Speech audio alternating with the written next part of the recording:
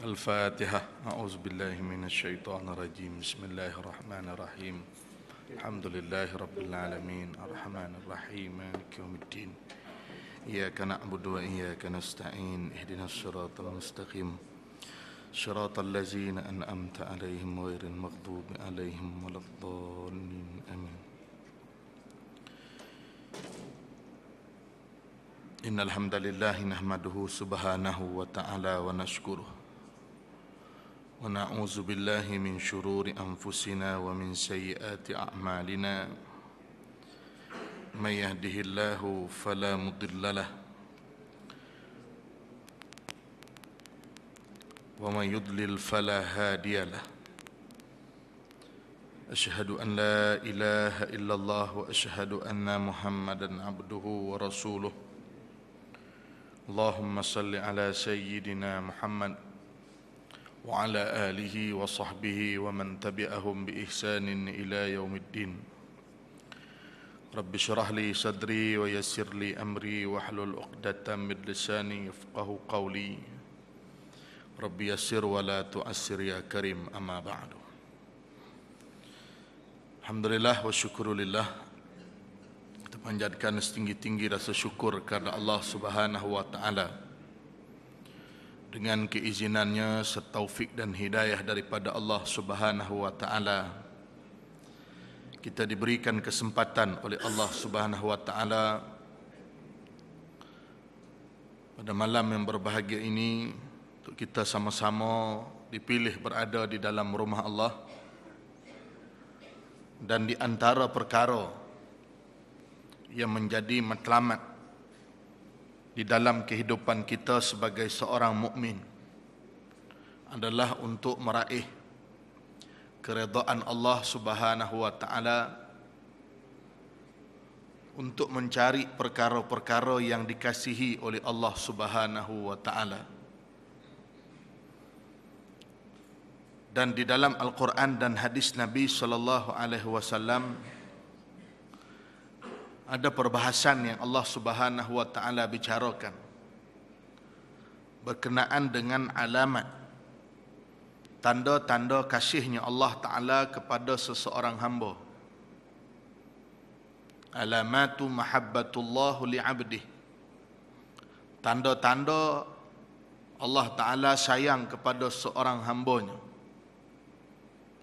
Dan apakah perkara yang boleh kita buat agar kita dikurniakan ataupun dipilih untuk menjadi orang yang dikasihi oleh Allah Subhanahu wa taala.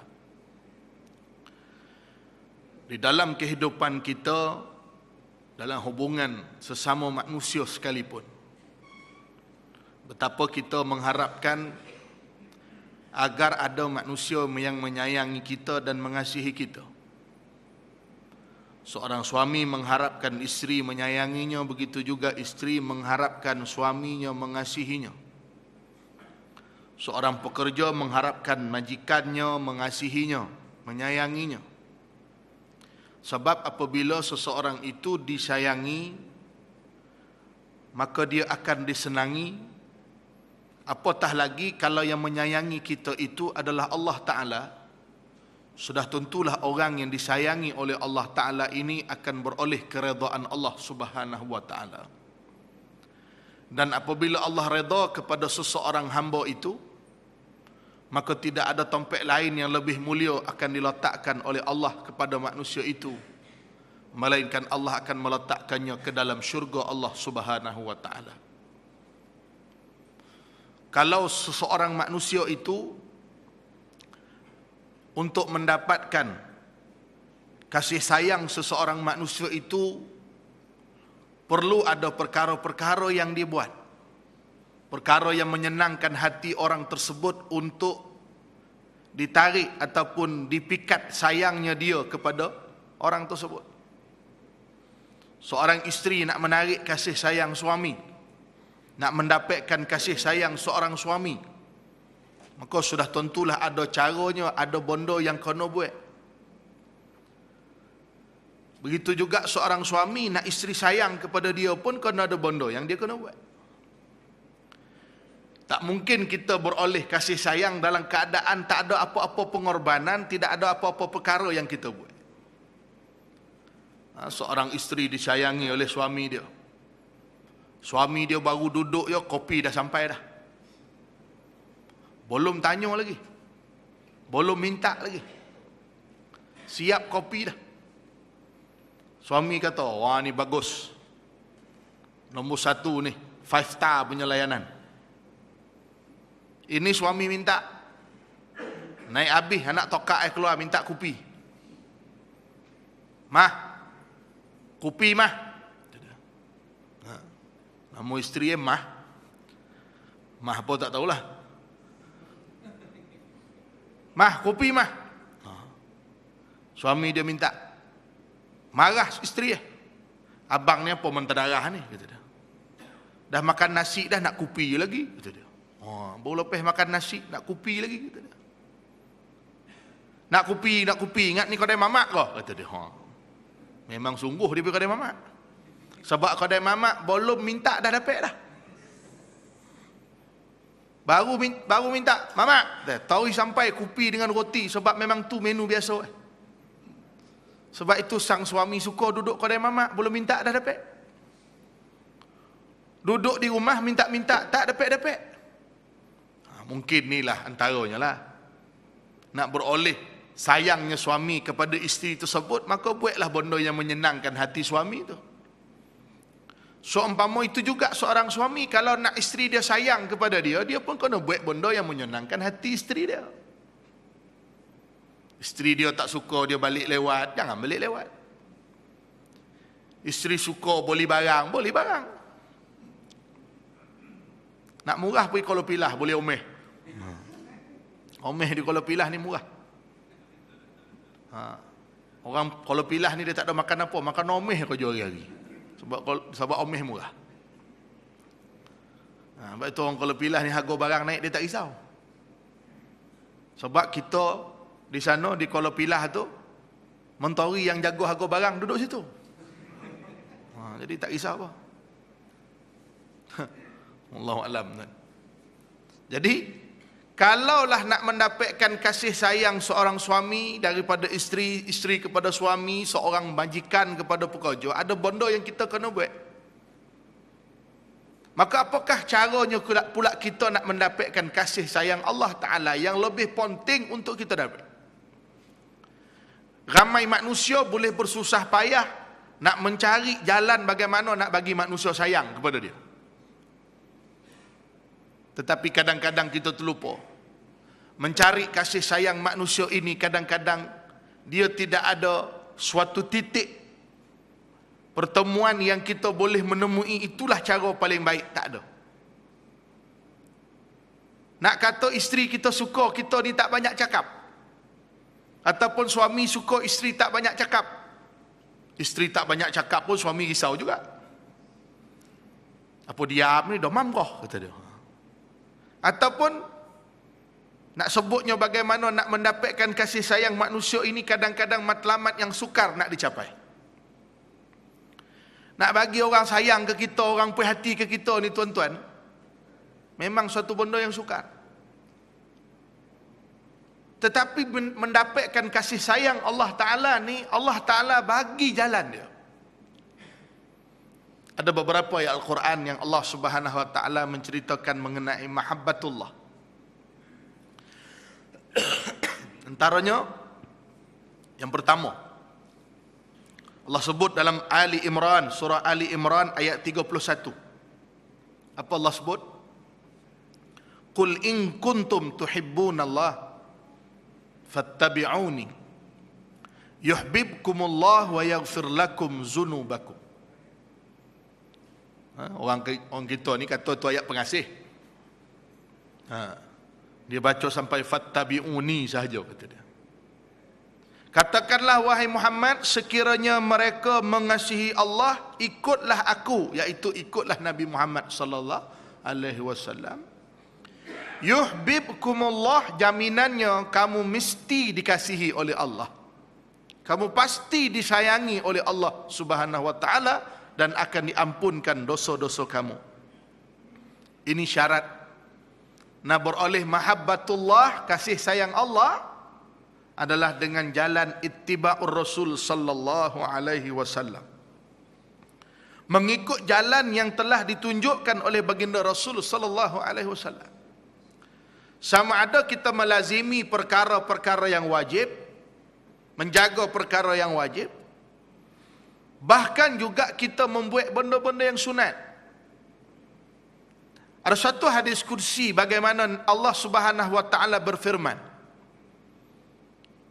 seseorang yang diangkat oleh Allah menjadi kekasih Allah, atau digelar dengan gelaran waliullah. Nak jadi wali Allah Ta'ala ni, Allah dah bagi dah panduan dia. Sebab itu kadang-kadang tuan-tuan, kita ni tak kenal wali siapa. Dalam kehidupan kita ni Allah sembunyikan wali di kalangan hamba-hamba Allah. Dalam kehidupan kita ni Allah sembunyikan barakah di dalam rezeki. Dalam kehidupan kita ni Allah Ta'ala sembunyikan redanya dalam taat yang kita buat. Dan yang keempat, dalam hidup kita ni Allah Ta'ala sembunyikan murkanya dalam maksiat yang kita kerjakan. Pertama, Allah sembunyi wali di kalangan hamba-hamba. Kalangan kita ni tak kenal siapa wali ni. La ya'riful waliyu illal wali. Tidak dikenali wali itu melainkan hanya wali mengenal wali. Tonton kau nak siapa wali dalam ni? Tonton tak kau nak, itu tanda tonton tak wali lah tu. Sebab yang kau nak wali ni wali lah. Saya tak kau nak wali tu ustaz, memang kau bukan wali lah dah. Wali lah kau nampak tu. Yang kedua, Allah menyembunyikan barakah pada rezeki. Dalam banyak rezeki Allah beri ni, tak tahu mana yang paling diberkati oleh Allah Ta'ala. Mungkin yang berbaki, yang tinggal tu yang lebih diberkati. Mungkin sedikit yang kita simpan itu diberkati oleh Allah. Dan yang ketiga, Allah sembunyikan redanya di dalam taat. Dalam banyak-banyak ibadat kita buat ni, tak tahu mana yang paling Allah Ta'ala reda. Kita semayang tahajud, semayang sunat duha, tiba-tiba ada kawan kita minta tolong, hantar pergi klinik, pergi hospital. Kita kata aku belum semayang duha lagi, kau datang pula minta tolong. Kita lebih utamakan semayang kita, mungkin tolong saudara kita pergi klinik itu, di situ letaknya redha Allah Ta'ala kepada kita. Mungkin wirid kita yang banyak Allah tak bagi redha situ. Kenapa? Sebab kita datang awal masjid, kita punya kereta parking, blok orang punya parking.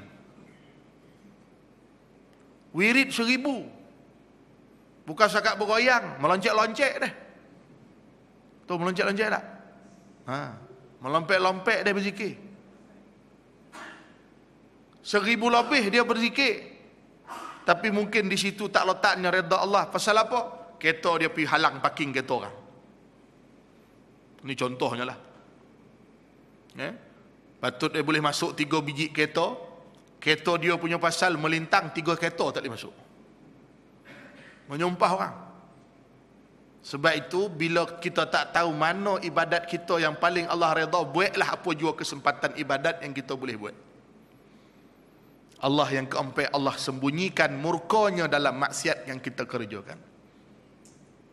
Dalam banyak-banyak maksiat kita buat ni, tak tahu mana yang paling Allah murka. Mungkin pada pandangan kita dosa kecil, tapi dia dikira besar di sisi Allah Ta'ala. Bagaimana dikira besar? Mungkin yang pelaku maksiat tu orang yang ada ilmu. Dosa yang dianggap kecil jadi besar sebab dia ada ilmu. Mungkin yang buat dosa tu adalah orang yang ramai pengikut, maka dosa yang kecil dikira dosa besar. Jadi wali Allah Ta'ala ni disembunyikan. Maka apa kata Allah Ta'ala dalam hadis kursi berkenaan dengan wali Allah? Mereka yang diangkat sebagai wali Allah Ta'ala ni, kata Allah dalam hadis kursi, wa ma taqarraba ilayya 'abdi bi syai'in ahabba ilayya mimma aftaradtu alaihi.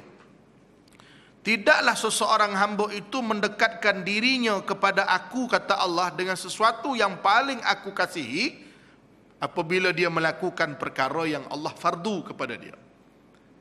Maknanya dia buat benda fardu ni sungguh-sungguh. Kalau nak semayang ni, dia jaga sungguh semayang ni, bukan waktu semayangnya, bahkan sebelum semayang tu dia jaganya.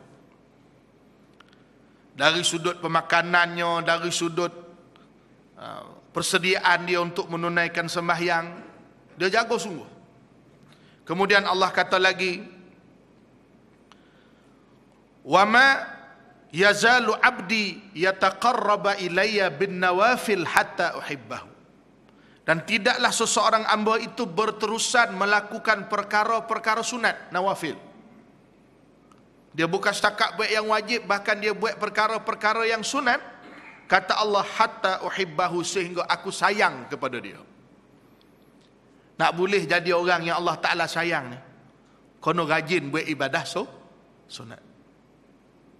Ibadah sunat ni menjadikan kita ini layak mendapat mahabbatullah, kasih sayang Allah Ta'ala. Dan perkara sunat inilah perkara yang dilakukan oleh Nabi sallallahu alaihi wasallam.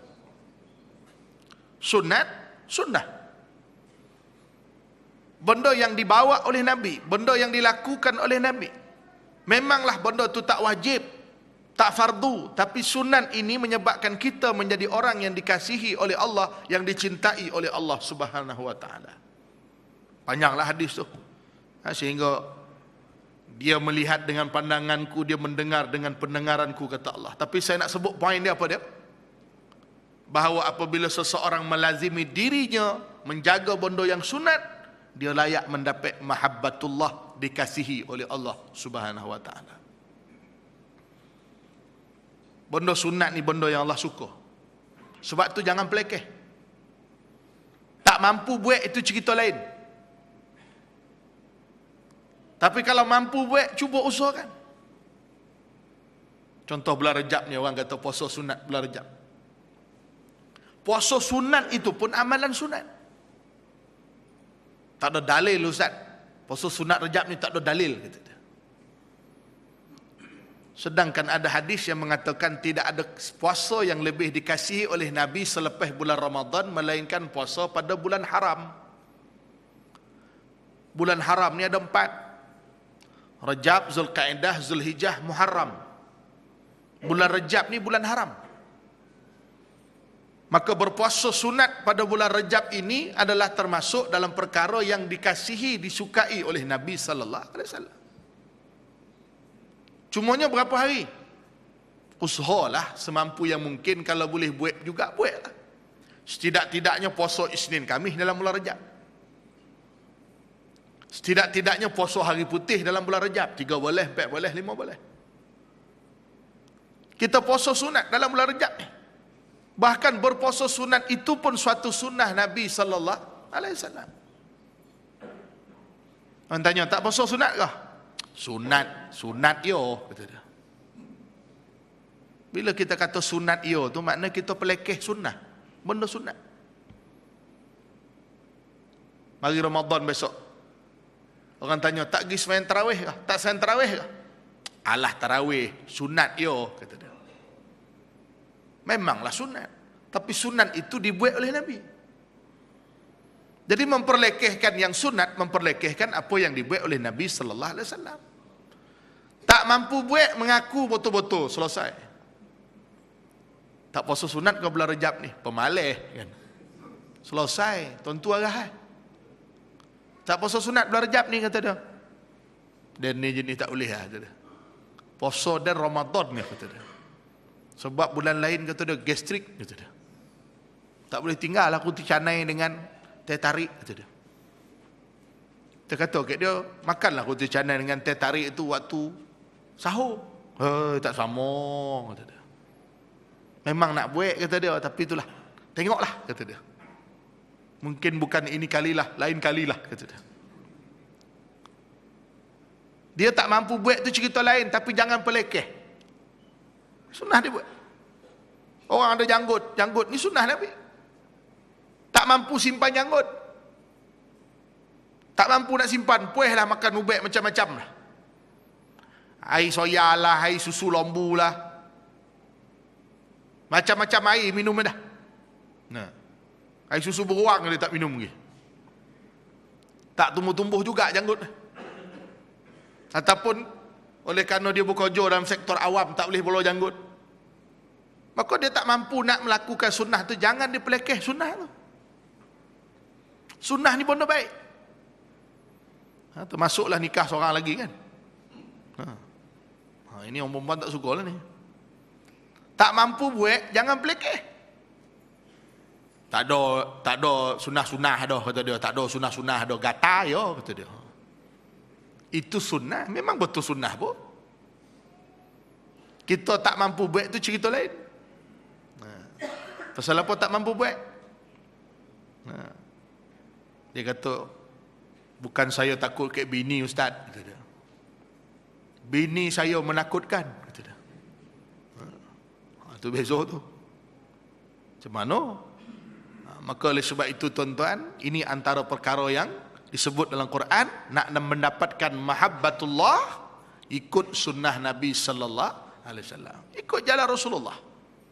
Maka layaklah kita mendapat kasih sayang Allah Subhanahu wa taala. Yang kedua, saya sebenarnya nak berhenti awal ni kan. Sebab saya tak perasan malam ni saya ada ceramah di Seremban. Saya dah timur jemputan ni, baru saya ingat malam ni ada ceramah. Tapi ceramah umum lah. Pukul 9 lebih dia mula. Ceramah batal GST tajuk. Jadi yang ni tajuk lain. Sana kan tajuk lain lah. Jadi saya ni start ceramah 9.30 rasanya. Saya ni first speaker.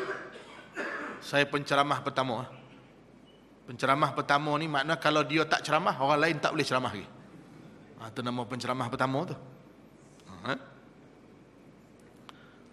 Baik. Yang kedua, Suratul Maidah ayat 54. Apa Allah sebut? Ya ayyuhallazina amanu may yartadda minkum an dinih fasawfa ya'tillahu biqaumin yuhibbuhum wa yuhibbunah azillatin 'alal mu'minina a'izzatin 'alal kafirin yujahiduna fi sabilillahi wa la yakhafuna lawmata la'im. Al-Maidah ayat 54. Apa Allah kata? Wahai orang beriman, kalau kamu berpaling daripada agama Allah, Allah akan mendatangkan satu kaum, kata Allah. Sifatnya kaum itu Allah sayang pada dia, dia sayang kepada Allah. Allah mengasihinya dan dia mengasihi Allah. Apa ciri-ciri dia? Azillatin 'alal mu'minin. Dia bersikap lemah lembut terhadap orang beriman. A'izzatin 'alal kafirin, tegas terhadap orang kafir. Lemah lembut ni tuan-tuan adalah dalam soal prinsip lemah lembut dan juga pendekatannya lemah lembut kepada orang Islam. Maka ada caranya. Ni dengan orang Islam kau main garang lagi dia. Notis tak cukup pun, terus roboh. Azillatin 'alal mu'minin, bersifat kasih sayang. Kenapa? Sebab orang yang beriman itu adalah saudara dia. Kalaupun dia lalai, kalaupun dia cuai, tapi dia masih dalam ruang lingkup persaudaraan keimanan kepada Allah. Azillah. Dia berkasih sayang. Mungkin saudara dia yang buat maksiat ini, buat maksiat disebabkan oleh kejahilan dan kelalaian. Maka dia mendekati kejahilan dan kelalaian itu dengan mahabbah, dengan kasih sayang, dengan azillah, dengan lemah lembut. Fir'aun yang paling jahat itu pun Allah arahkan Nabi Musa pergi jumpa dia, jumpa Fir'aun. Faqula lahu qawlan layyina, bercakaplah dengan dia dengan percakapan yang lembut. La'allahu yatadhakkaru aw yakhsha, mudah-mudahan dia akan beringat dan dia akan takut kepada Allah Ta'ala. Ini Fir'aun. Apatah lagi saudara kita orang beriman. Kalau dia tersilap, dia tersalah, kita betulkan dengan ruang yang dibenarkan. Tidak perlu berlebih-lebihan. Sebab dia saudara kita. Tu imam kita buat silap. Apakah kita tak boleh tegur tu imam kita? Boleh tegur. Bahkan kita kena bantu tu imam kita bila tu imam kita melakukan kesilapan ataupun kecuaian yang berlaku pada tu imam. Sampai tu imam tadi cuai, semayang tak rosak lagi, tapi cuainya menyebabkan semayang boleh rosak. Boleh kita bantu dia. Imam baca kuliah tak jumpa-jumpa exit. Wala antum aabiduna ma a'bud wala ana aabidum ma abadtum wala antum aabiduna ma a'bud wala ana aabidum ma abadtum wala antum aabiduna ma a'bud. Cuai tu pasal tak jumpa lakum. Lakum ni tak jumpa. Kita makmum ni nak buat apa? Dah dia cuai macam tu, takkan nak puji lagi. Bagus itu. Ulang banyak-banyak pahala, kata dia. Tuan-tuan sambunglah. Tolong bantu dia. Lakum dinukum. Imam pun sambung. Baru dia dapat jawab lakum dinukum waliyadin. Baru selesai rukuk kita. Kalau tidak dia berkelintau, musik tak exit-exit. Syalam tak jumpa. Jadi maka oleh sebab itu kalau dia buat silap, kita tegur dia dengan ruang yang dibenarkan, apa salah? Bahkan kalau dia terbatal jadi imam pun dibenarkan makmum ganti tompek dia. Ini masih dalam ruang lingkup kasih sayang. Memperbetulkan saudara kita yang melakukan kesilapan. Ini namanya azillatin alal mu'minin. Bukan maknanya bila saudara kita orang beriman ni buat salah, kita tak buat apa-apa, biarlah dia orang kita, biarlah dia. Bukan. Dia buat silap, kita tegur, tapi tegurnya masih dalam prinsip azillatin alal mu'minin. Kalau tak tegur apa jadi? Tak tegur dia makin jauh. Tak tegur dia makin jauh pergi dia. Yang menyebabkan akhirnya menimbulkan fitnah yang lebih besar lagi. Dan yang kedua Allah kata a'izzatin alal kafirin. Dia bersifat tegas kepada orang kafir. Tegas ni apa tuan-tuan? Tegas ni prinsip. Bukan pendekatan. Tegas ni prinsip. Sebab itu ayat yang diajar oleh Allah dalam Al-Kafirun itu menegaskan persoalan prinsip. Bila datangnya golongan musyrikin Makkah offer kepada Nabi, wahai Muhammad, kau bersungguh sangat berdakwah ni, kata dia. Dah nak sokek Nabi ni macam-macam cara sokek, tak dapat-dapat disokek. Akhirnya tawar Nabi, apa kata tahun ni kita sembah berhala, tahun depan kita sembah Tuhan kau, kata dia. Ini offer golongan musyrikin. Tahun ni sembah Tuhan dan kita semua sembah Tuhan dan tahun depan kita sembah Tuhan kau pula, kata dia. Gele-gele, kata dia. Jangan gaduh-gaduh. Kita masyarakat majmuk, kata dia. Harmoni, kata dia. Soal akidah dia tak ada tolak ansur, prinsip mesti tegas. Kau tak sembah apa yang aku sembah, aku takkan sembah apa yang kau sembah. Ini prinsip. Tapi jangan sampai keras di dalam pendekatan. Tegas dalam prinsip, bukan keras dalam pendekatan. Hari ini kadang-kadang kita tengok orang Islam koreh dalam pendekatan. Prinsip tak tegas, tapi pendekatan keras. Allah peringat, walau kunta fazzan ghalizal qalbi lam faddu min haulik. Kalau kamu bersifat keras dengan mereka, mereka akan lari daripada kamu. Soal prinsip tegas tak jadi masalah, ini akan dihormati. Tonton tengok Tuanku Ni Aziz jadi menteri besar 23 tahun. Dia tegas dengan prinsip. Menyebabkan orang nak bagi rasuah tak berani. Ada orang nak cadang, nak bagi rasuah pun jadi tak berani. Sebab apa? Diketahui tegas prinsip. Tapi bagaimana Tok Guru dengan non-Muslim? Pendekatan Tok Guru dengan non-Muslim. Tok Guru boleh pergi tokong Buddha. Tok Guru boleh masuk gereja. Boleh berdialog dengan orang bukan Islam. Pendekatannya dengan hikmah. Prinsipnya tegas. Pendekatannya hikmah. Malangnya hari ni kita tengok kadang-kadang prinsip tak tegas, tapi pendekatan keras. Tak pasal-pasal lambang salib jadi bangsa. Saya bimbang, bukan apa. Islam ni, dia bukan dibina lagi atas dasar kepahaman, tapi atas dasar sentimen yang membakar masyarakat. Sentimen ni, dia nak bangkit kemarahan orang, dia guna sentimen. Agama ni bukan dibina atas sentimen, tapi dibina atas kepahaman. Ke mana entah? Selangor lah kan? Yang banyak kuliah ilmu pun tak faham-faham lagi. Bukan sinilah tempat lain kan? Tengok lambang salib ni, bahaya. Boleh menjejaskan akidah. La ilaha illallah Muhammad Rasulullah. Sampai report dalam surat khabar saya dapat, dalam sinar tu, ada sebuah balai polis kat Kedah ke, kat Perak macam tu lah. Dia punya bingkai tingkap dia ada lambang salib, minta ditukar. Apa keparah bona orang hari ni. Sampai diperli oleh orang non-Muslim. Takkan tengok lambang salib sudah goyang. Azan satu hari 5 kali tak kukuh kau akidah tu. Mana nak kukuh tak datang. Itu jawapannya. Kalau datang menyahut, insya-Allah.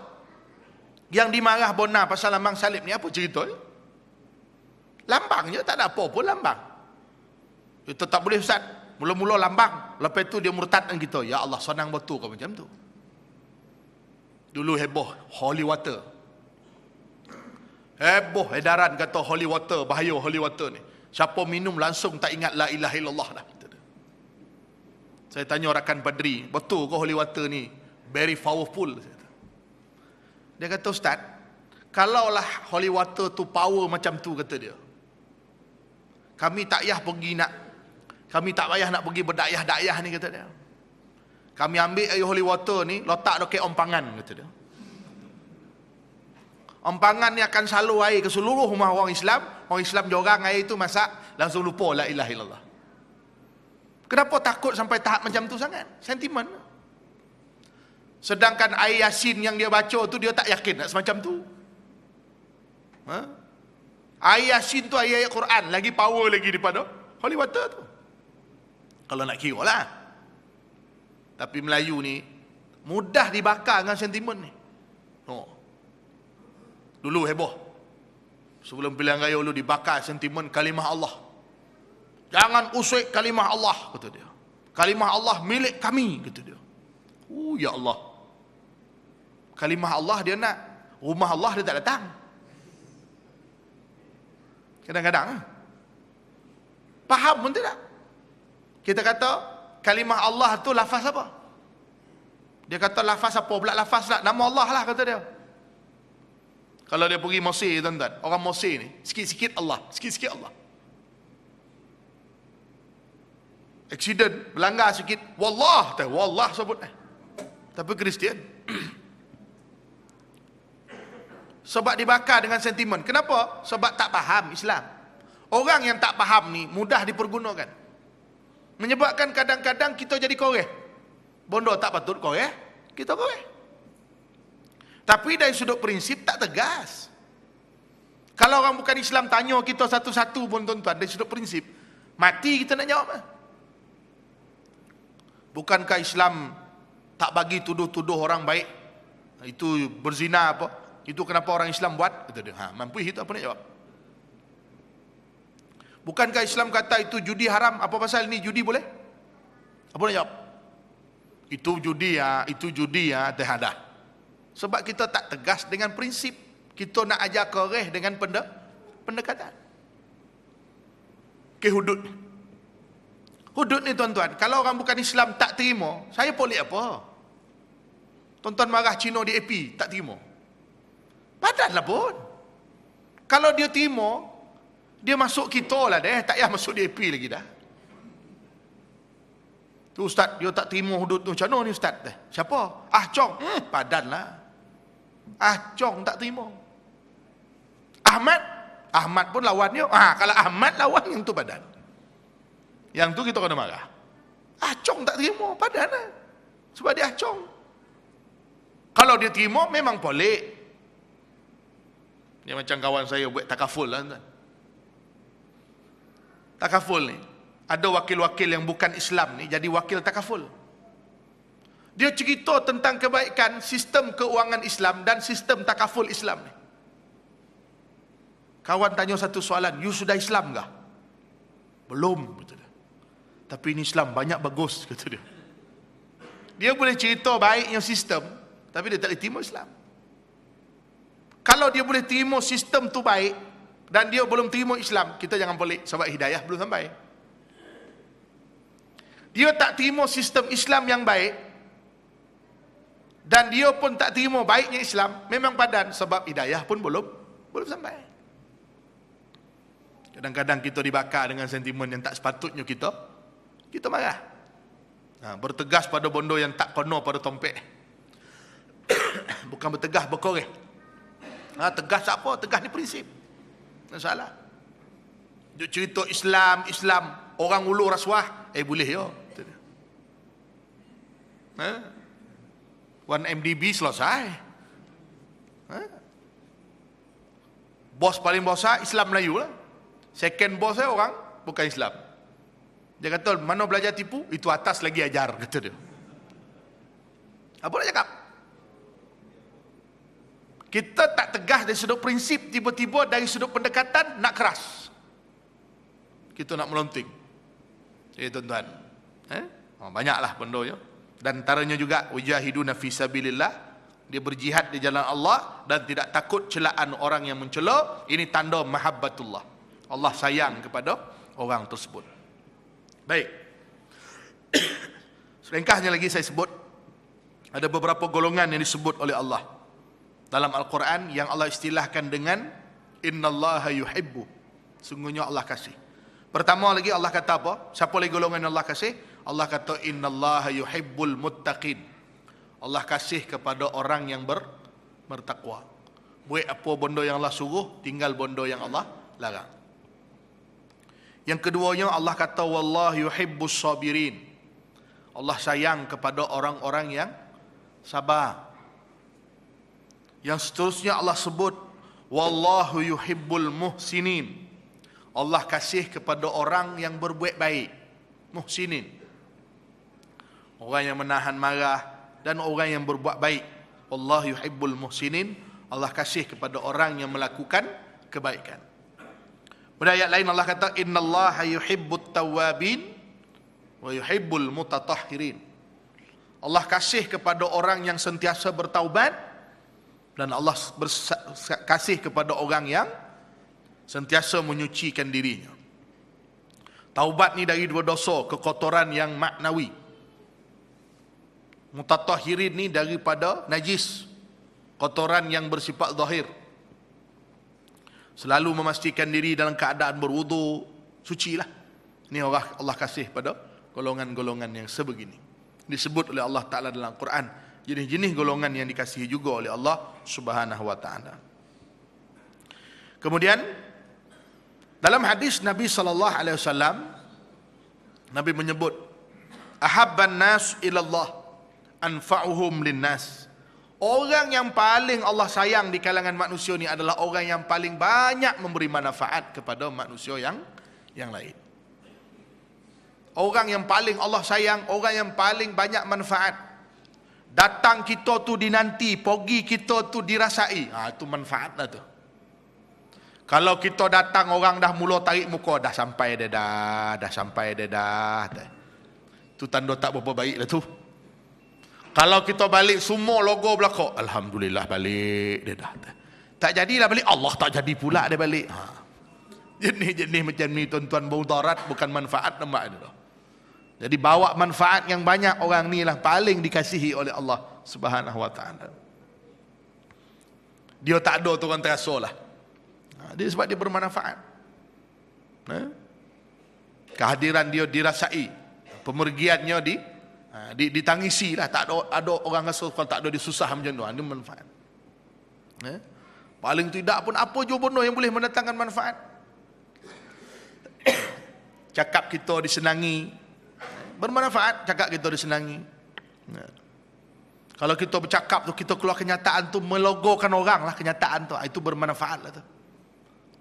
Kalau dia keluar kenyataan tu buat sakit lagi hati orang, tu tak bermanfaat lah tu.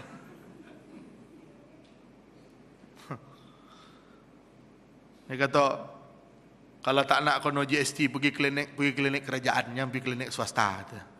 Sonang pula cakap. Ni semua buat sakit hati orang belakang lah ni. Dia kata budak-budak student kalau tak nak kono GST, masak sendiri, kata dia. Asrama masak pun tak boleh. Yang paling sedap dia kata apa? Rakyat tidak terkesan pun dengan GST, kata dia. Mak, sedap dia cakap. Yang tak terkesan ni memang ada, tuan-tuan. Yang tak terkesan ada. Siapa yang tak terkesan dengan GST ni? Orang yang tanam padi sendiri, buat boreh sendiri, masak sendiri nasi tu. Yang tu tak terkesan. Bolo ayam sendiri, proses sendiri, moleh sendiri, makan sendiri. Tanam teh sendiri, bancuh teh sendiri, buat teh sendiri. Porah susu sendiri, minum susu sendiri. Yang ni betul. Pergi mana-mana jalan kaki dah. Yang ni betul tak terkesan dengan GST ni dah. Memang tak terkesan. Jenis ni memang tak terkesan. Siapa dia tu? Entah, tak tahu saya dah. Tapi itulah dia jenis orang yang tak terkesan. Kalau kita terlibat dengan jual beli, semua kono berlaku. Gambar, ada kawan saya, ada orang kampung hantar saya mesej. Dia beritahu, Ustaz, mangkuk gotah dengan susu gotah pun kono GST kau? Saya kata, kenapa? Saya pergi tengok resit dia. GST. Dia kata mangkuk. Saya kata, mangkuk ni bukan nasi. Saya kata, bukan boreh. Bukan makanan asasi. Tadi saya beli mikrofon tadi. Harga mikrofon dekat 400 lebih harga dia. GST dekat RM20 lebih, dekat RM30. Tonton bayanglah tu. Boleh beli wayar lagi tu RM30 tu. Pemborong, peruncit, peniaga boleh claim 6%. Kita nak claim ke apa?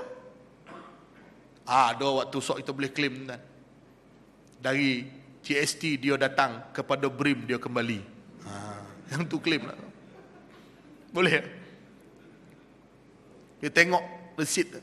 Saya kata mungkin mangkuk ni tak guna, dengan susu gotah ni tak guna. Tapi oleh kerana sil kedai tu mencocah mungkin lebih 500,000, dia kena. Dia jadi ejen mengutip GST untuk kerajaan. Oh, macam tu kah? Kata dia. Tapi macam mana nak buat ni Ustaz? Macam mana nak buat? Saya kata bayar je lah. Tak boleh buat apa-apa kah? Boleh, saya kata. Panjanglah sikit cerita. Saya kata. Panjang macam mana? Mau minum dulu, saya kata. Kita boleh masuk. Barulah ada poin nak cerita hari ni, tuan-tuan.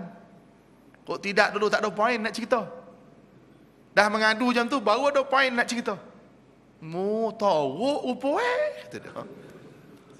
Baru tahu. Sebab tu kita sebut pada awal, macam ni tak ada lagi ni dah. Tak ada lagi dah. Kata. Tak ada lagi dah, Ustaz. Tak ada lagi dah lepas ni, kata dia. Saya kata sabar lu cik, dongannya BRIM naik 1,500. Yo kau, kata dia. Belum dapat dah buntang mata dah, tuan-tuan. Dapat tu macam mana kan? Ni payah nak cerita ni. Ni nak sebut bagaimana kesannya, tuan-tuan, secara langsung atau tak langsung pada rakyat. Kono semua kono berlaku. Allahu a'lam. Baik. Inilah di antara apa yang disebut oleh Nabi SAW dan juga Allah dalam Quran berkenaan dengan golongan yang mendapat kasih sayang Allah Subhanahu Wa Taala. Jadi saya mohon maaf banyak-banyak anda ada salah silap. Tak boleh lama-lama, tuan, banyak yang saya sebut tadilah yang baik datang daripada Allah Subhanahu Wa Taala, orang lemah daripada diri saya sendiri. Aku qouli hadza wa astaghfirullahal adzim li wa lakum. Tutup dengan tasbih kafarah dan surah wal asri. Bismillahirrahmanirrahim. Wal asri. Sorry had.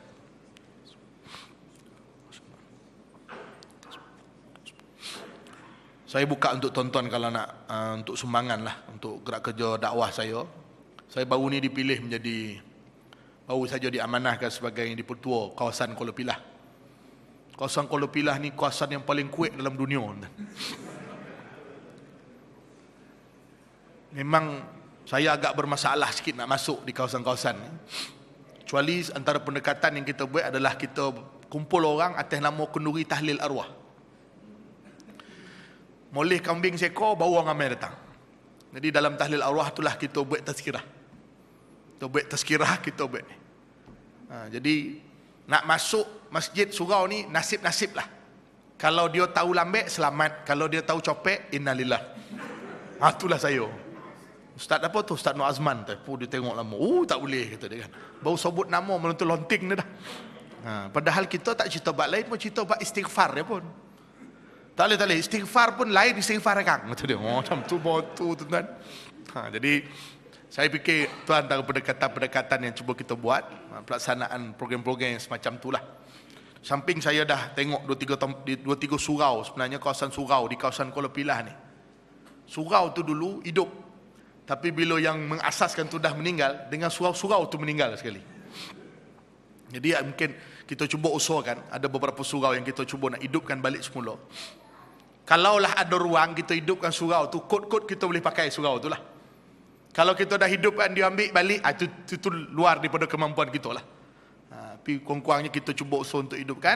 Kurang-kurangnya kita buat dengan program-program majlis ilmu di surau-surau yang dah tertinggal ni. Surau-surau yang dah tertinggal ni kita nak hidupkan balik. Jadi insyaAllah ni antara usaha yang saya cuba untuk laksanakan. Jadi kalau tuan-tuan ada sedikit kelapangan rezeki, insyaAllah boleh dikongsikan. Yang baik daripada Allah Subhanahu Wa Taala, kurang lemah daripada saya sendiri.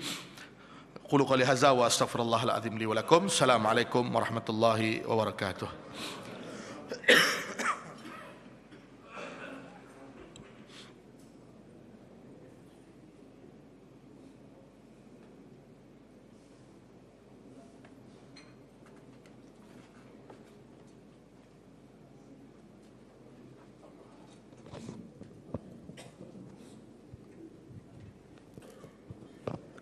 Assalamualaikum warahmatullahi wabarakatuh. Saudara-saudara, selepas solat isyak nanti kita bentang sejadah, pergi mempunyai dana bagi siapa yang ingin menolong Ustaz dalam usaha dakwah fi sabilillah.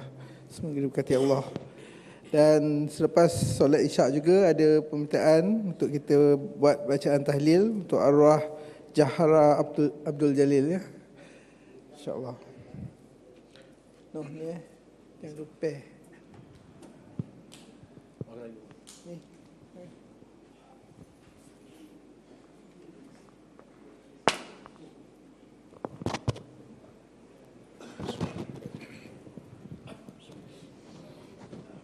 Allahu Akbar, Allahu Akbar.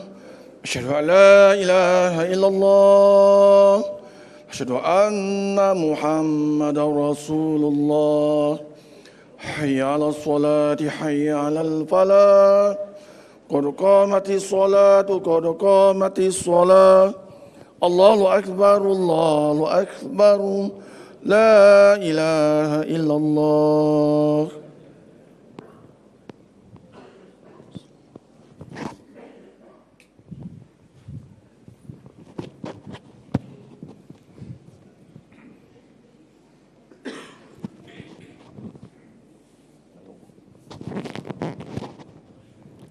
Lurus sudah rapatkan saf. Tolong matikan handphone tuan-tuan ya.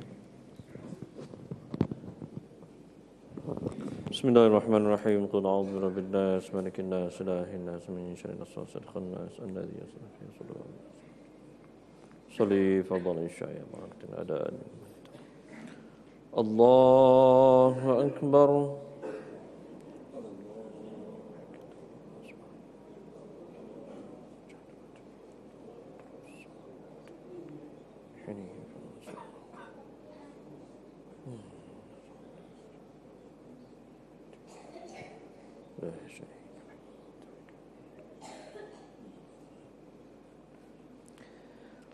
Bismillahirrahmanirrahim. Alhamdulillahi rabbil alamin. Ar-Rahmanir Rahim. Maliki yaumiddin. Iyyaka na'budu wa iyyaka nasta'in. اهدنا الصراط المستقيم صراط الذين أنعمت عليهم غير المغضوب عليهم ولا الضالين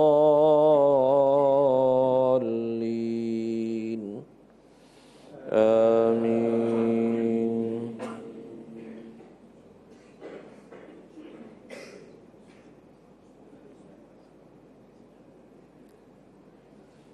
بسم الله الرحمن الرحيم والضحى والليل إذا سجى ما ودعك ربك وما قلى وللآخرة خير لك من الأولى ولسوف يعطيك ربك فترضى ألم يجدك يتيما فآوى ووجدك ضالا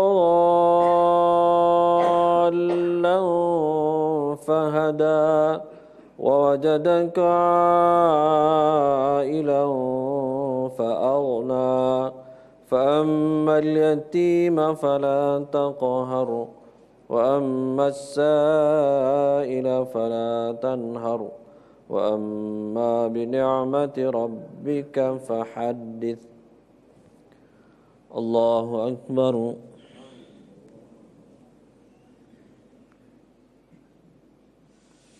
سمع الله لمن حمده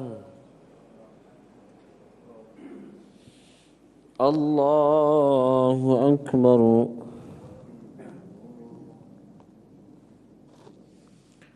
الله أكبر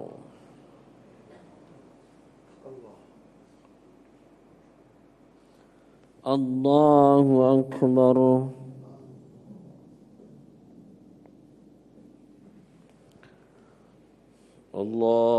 الله أكبر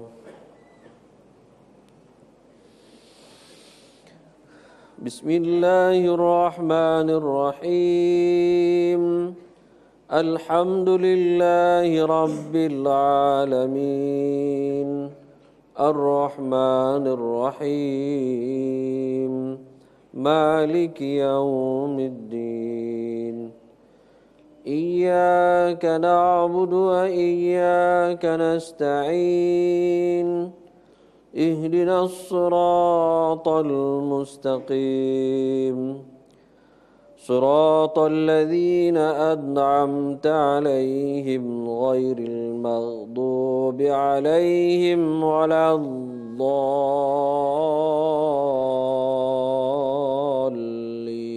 الضالين آمين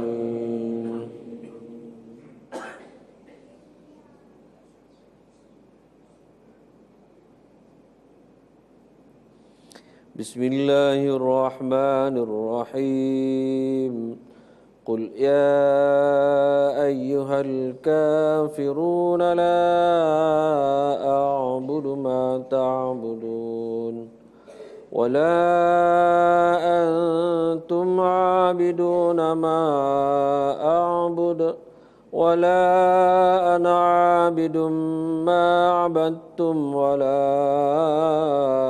أنتم عابدون ما أعبد لكم دينكم ولي دين الله أكبر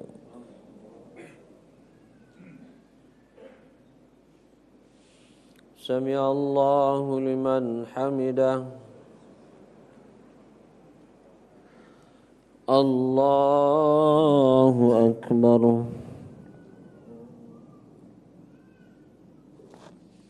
الله أكبر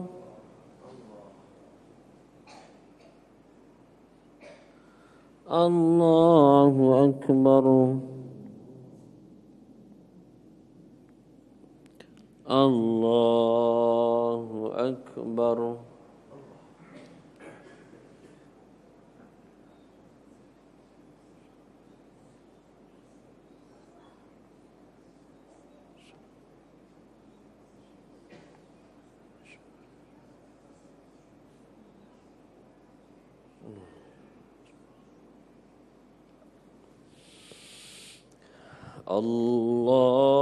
الله أكبر بسم الله الحمد لله رب العالمين الرحمن الرحيم مالك إياك نعبد وإياك نستعين اهدنا الصراط المستقيم صراط الذين أنعمت عليهم غير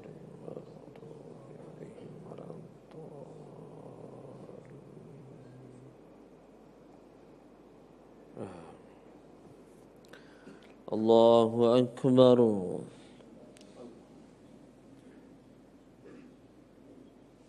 سمع الله لمن حمده الله أكبر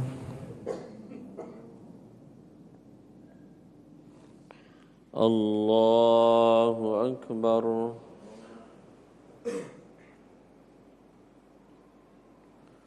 الله أكبر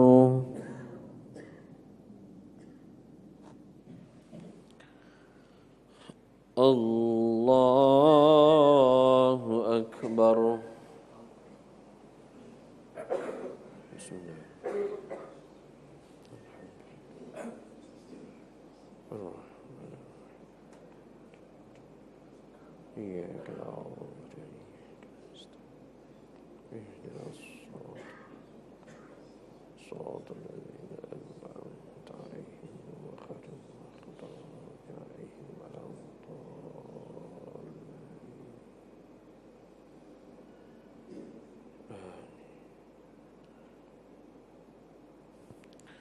الله أكبر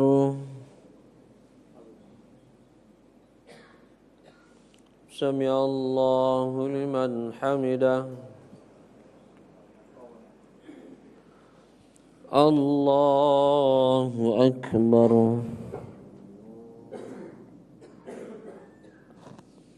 الله أكبر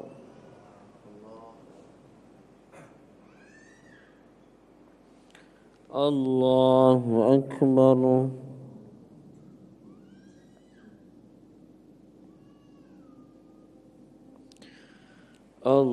الله أكبر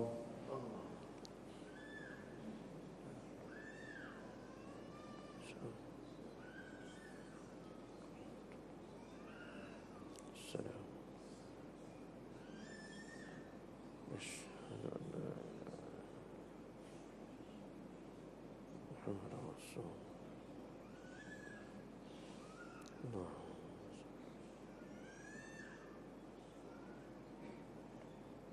كما صليت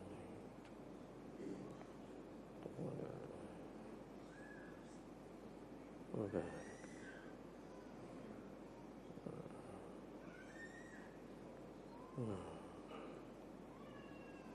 وعلى في العالمين إنك حميد ما أخرت وأسرت وقدرت